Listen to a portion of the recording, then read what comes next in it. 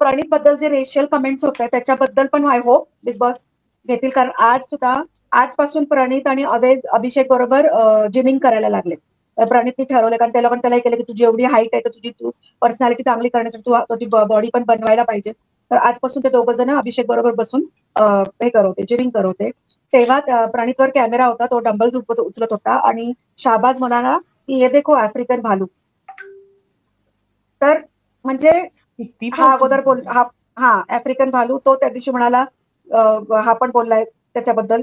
गोबर खानेवाले लोक वगैरे बोलतात हे आता हे जे कमेंट झालं झेब्रा, हे सगळे जे इतकं खालच्या लेवलला जाऊन तुम्ही कोणाला तरी उद्देशून बोलताय, हे खूप चुकीचं आहे ना.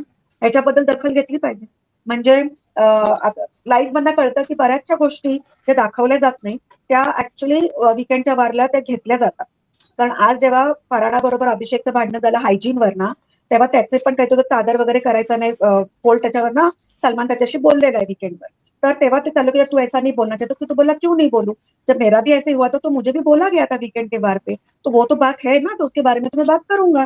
तर ते म्हणजे बऱ्याचशा गोष्टी आपल्याला दाखवल्या जाते, ह्यांना सगळ्या गोष्टीचा फीडबॅक दिला जातं, ह्यांना सगळ्या गोष्टीची समज दिली जाते. मग हे जे घडतंय, जे आता बिग बॉस आम्हाला दाखवताय, म्हणजे बिग बॉसच्या लक्षात येतंय ना की काय बोललं जातंय, झेब्रा आणि हे आज आफ्रिकन भालू, मग हे कितीपर्यंत चालणार आहे, ह्या गोष्टी उचलून घेतल्या पाहिजे आणि याच्याबद्दल बोललं पाहिजे.